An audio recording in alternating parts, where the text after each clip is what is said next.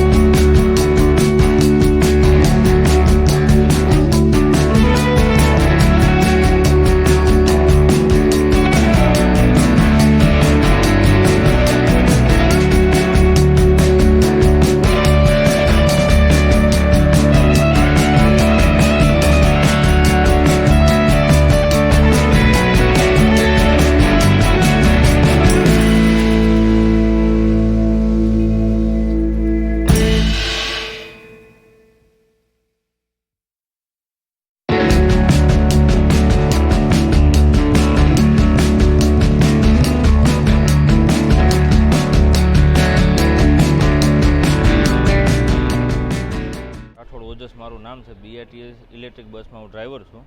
બરાબર, સચિનથી જ્યારે હું કામરેજ તરફ જતો હતો ત્યારે દક્ષેશ્વર મંદિરથી બીઆરટીએસમાં રિક્ષાવાળો ઘૂસેલો હતો। બરાબર છે, તો એ 2-3 કટ ગયા પછી પણ એ બહાર નીકળ્યો નહોતો, એટલે મેં કન્ટિન્યુ હોર્ન મારવાનું ચાલુ કર્યું હતું। એ રિક્ષાવાળો એકદમ સ્લો હતો, 20ની સ્પીડ ઉપર એની રિક્ષા હતી। બરાબર, 2-3 કટ ગયા પછી ભાઈ એ બહાર ન નીકળ્યો એટલે મેં હોર્ન મારવાનું ચાલુ કર્યું।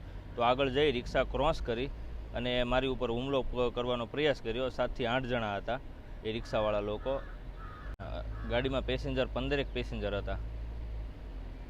ગુરુદ્વારા પાસેથી રિક્ષા આગળ જ્યારે ઊભી રખાવી મારી, બરાબર છે, ત્યારે આગળની રિક્ષામાંથી 7થી 8 જણા ઉતરેલા હતા। 2 રિક્ષાઓ હતી ટોટલ એની। મારી રિક્ષા ઊભી રખાવીને દંડા ને એવું બધું લઈને ઉતરેલા હતા। એ મેઇન ગ્લાસ ફોડી નાખેલો છે એક, અને સાઈડમાં જે ઇમરજન્સી એક્ઝિટ જે વિન્ડો આવે ને એ બી ફોડી નાખેલો છે। અને મારે આગળ સીસીટીવીમાં બધું રેકોર્ડ થઈ ગયેલું છે કેમેરામાં।